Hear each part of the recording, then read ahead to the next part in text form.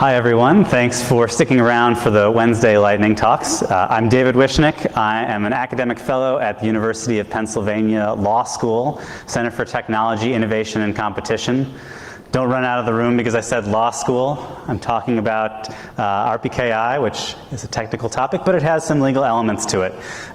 So I'm presenting an update on some work that I've been doing with Christopher Yu, who couldn't be here today. And we are funded by the National Science Foundation. You can see the award number down at the bottom if you want to go check out the details in the public record.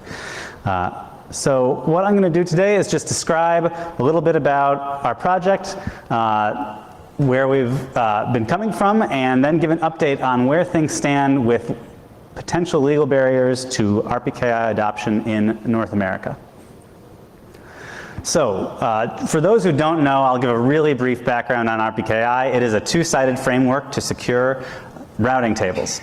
And what people do is if they hold IP addresses, they can create certificates that identify authentic IP address origin. So it's origin validation, not route validation.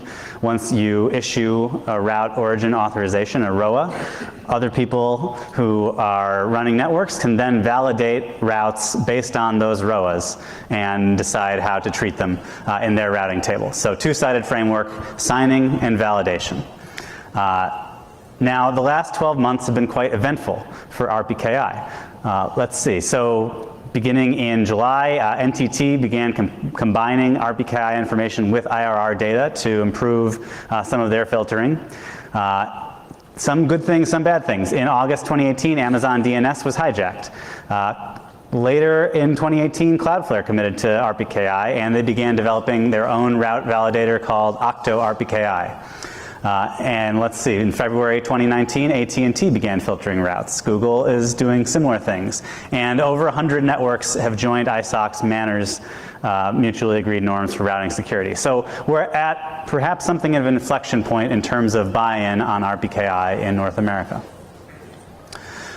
On the other hand, if you look at some of the figures from the worldwide perspective, you can see that the North American region is not doing as well, especially as RIPE and APNIC. That's on both signing and validation. So on the signing side, this graph is not perfect, but you can see the blue line represents ARIN in terms of percentage of declared IPv4 space covered by ROAs. Now, that blue line is well below RIPE and below LACNIC and below APNIC. But as you can see in the past few months, there's been a decided uptick in terms of ROA issuance.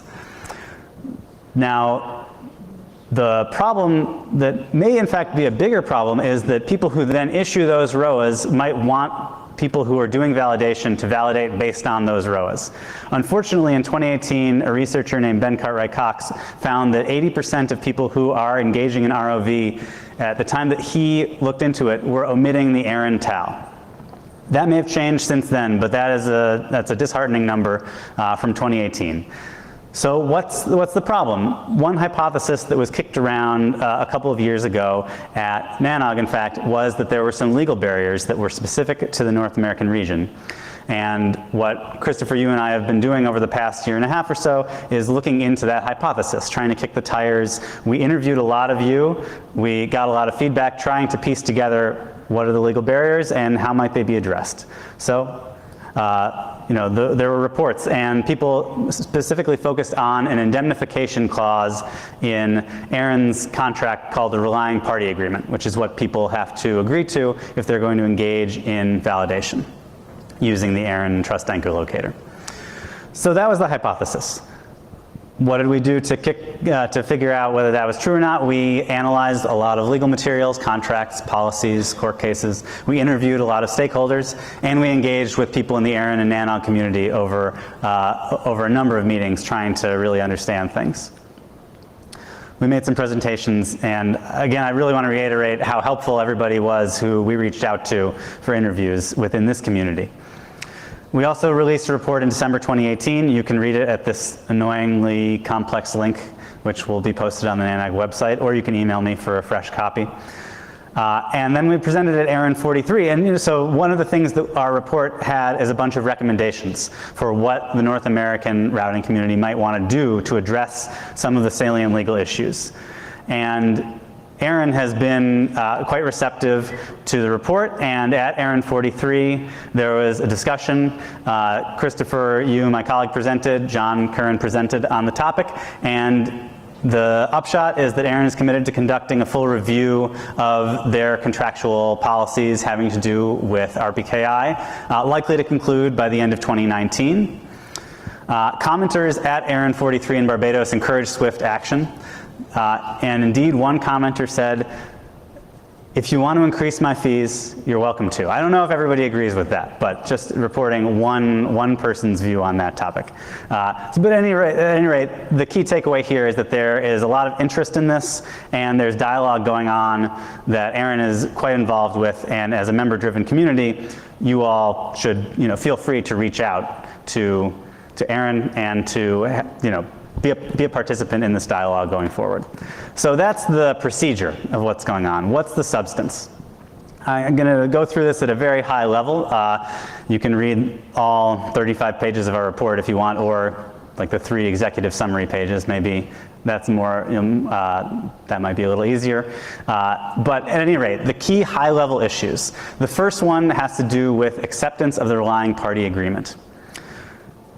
Going into the past few months, there's been a difference between how you access the TAL for the other 4 RIRs and for Aaron. That's because in the US, in order to get a binding contract, you need to have some sort of manifestation of assent. Click a little box, or you see in your visual field something that says, there's a contract here. You're hereby aware, and you're going through our webpage, you'll be bound by this.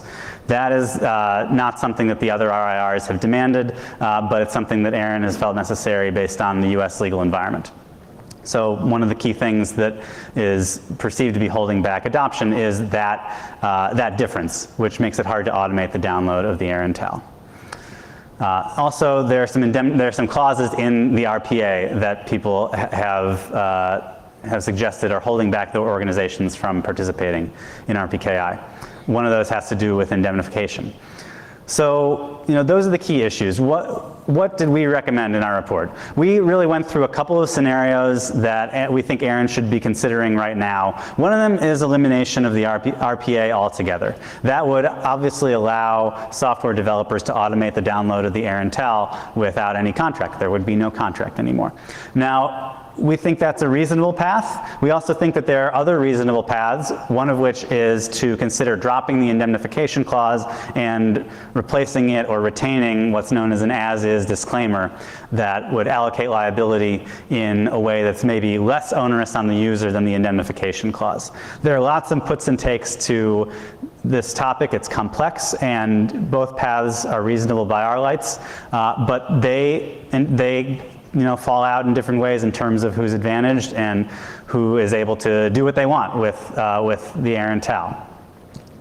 Now, another idea we floated is the creation of a new nonprofit that would be in charge of distributing the ROAs and the materials you get through the Aaron TAL. Now that, I don't know whether that is gaining traction or not. It's maybe a little bit out there of a solution, but you could imagine an organization that doesn't have the other functions that Aaron has taking a different approach to how they view liability that they're trying to protect through contract. Lastly, we suggested that it would be useful to encourage people to integrate acceptance of the RPA into validator software rather than having to send people on their own to the Aaron website to get the TAL. Now, I'm happy to report that Rootinator 0.4.0 is doing that right now. And Aaron is open to anybody who wants to build software that automates, that puts it in the workflow for getting a routing validator software up and running, to put it in that, in very, very similarly to what you see in this workflow right here, which says, if you agree to the agreement, please run the command. Now, that's a lot easier and a lot quicker than having to go to the Aaron website and get things going that way. Not everybody's satisfied by that. It still is a roadblock of a sort in the process. But I think that it's great that Aaron has made that possible and that the team building Rootinator has put that into practice. So what are the other issues? Another issue is in the RPA, there is a clause called the Prohibited Conduct Clause. It prohibits the distribution of machine-readable information about RPKI. Now, you can imagine a lot of really useful reasons why you might want to distribute machine-readable information about RPKI. Analysis for research. You might even want to use it for real-time routing and filtering, like NTT is combining RPKI information with IRR information. People might have creative ways of using this and wanting to do some machine-readable transfer of information in real time. My sense, and John can correct me if I'm wrong, is that Aaron is open to uses of this that are responsible and that don't impose safety concerns and risks on the use of RPKI information. So if you're interested in doing that kind of thing, I think it would be sensible to shoot an email to Aaron. One of the big takeaway, like the global takeaway from Christopher and my work over the past year and change, is that dialogue and reaching out to organizations that are here to support the community would move things forward. And so if you have gripes about legal things like that, good to get your team involved, maybe check in with the lawyers at your organization, reach out to Aaron and try to build some dialogue. I think that we're seeing progress because that dialogue is moving forward right now. So another recommendation we made is if you are buying anything that has any adjacency to routing, think about putting the use of RPKI in your procurement requirements. That would build a network effect to get signing and validation off the ground in North America. Lastly, publicize information about best practices, reach out to manners, learn how to do this.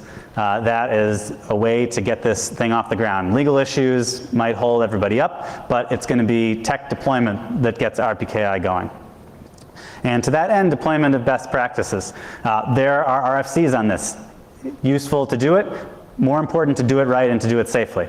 So especially for failover. And solicit advice from people. And RIRs also should be following best practices and making disclosures about service levels.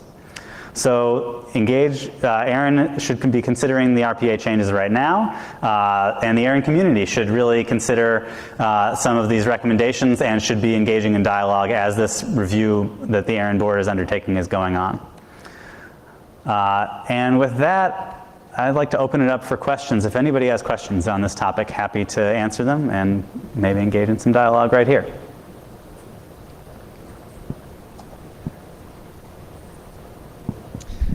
Hi, my name is Ross. Can you explain what the relying party agreement is and why people would not want to agree to that? Sure. I'm sorry that I didn't give a high-level description of the relying party agreement up front. So it is the agreement that binds people who are downloading the repository of ROAs and certificates and things like that through access to the TAL. I think John may have some close enough for rock and roll? Okay. Yeah, so the agreement that you have to enter into in order to gain access to the materials you get through the Aaron TAL. Now, people might not want to bind themselves to it because some people's organizations don't allow them to agree to indemnification clauses. If you encounter an indemnification clause, then you, as a person who's considering signing that contract, can't do it under your organization's rules. Other people may not know what's in it and may feel uncomfortable clicking through it. People may just not want to, on philosophical grounds, agree to terms and conditions on something like RPKI, which is supposed to have very widespread deployment. So there are all sorts of reasons.